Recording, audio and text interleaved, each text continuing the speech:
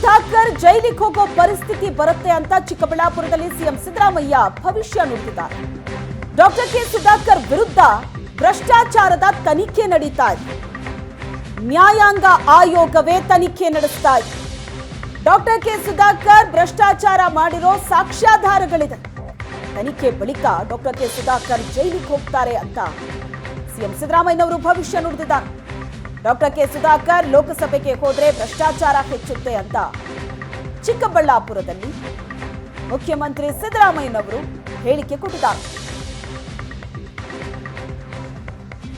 ಕಾಂಗ್ರೆಸ್ ಅಭ್ಯರ್ಥಿಯ ಪರ ಇವತ್ತು ಸಿಎಂ ಬಿರುಸಿನ ಪ್ರಚಾರ ನಡೆಸಿದ್ರು. ಚಿಕ್ಕಬಳ್ಳಾಪುರದಲ್ಲಿ ಬಿಜೆಪಿ ಅಭ್ಯರ್ಥಿಯ ವಿರುದ್ಧ ಹರಿಹಾಯ್ತು.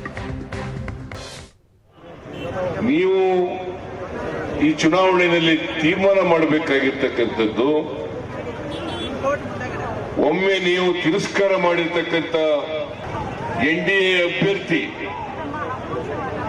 ಅವರನ್ನ ಮತ್ತೆ ಲೋಕಸಭೆಗೆ ಕಳಿಸಬೇಕಾ? ಈ ಭ್ರಷ್ಟರನ್ನ ಆರೋಗ್ಯ ಸಚಿವರಾಗಿದ್ದಾಗ ಕರ್ನಾಟಕ ರಾಜ್ಯದಲ್ಲಿ ಬಹಳಷ್ಟು ಭ್ರಷ್ಟಾಚಾರವನ್ನ ಮಾಡಿದ್ದಾರೆ. NDA ಅಭ್ಯರ್ಥಿ ಮಾಜಿ ಮಂತ್ರಿ, ಅವ್ರ ಮೇಲೆ ಸಾಕಷ್ಟು ಸಾಕ್ಷ್ಯಾಧಾರಗಳಿದ್ದಾವೆ. ಇವರು ನೂರು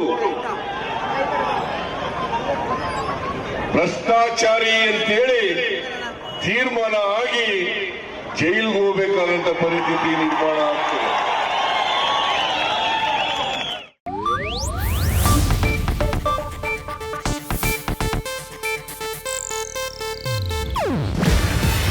ಇದು ಏಷ್ಯಾನೆಟ್ ನ್ಯೂಸ್ ನೆಟ್ವರ್ಕ್ ಪ್ರಸ್ತುತಿ.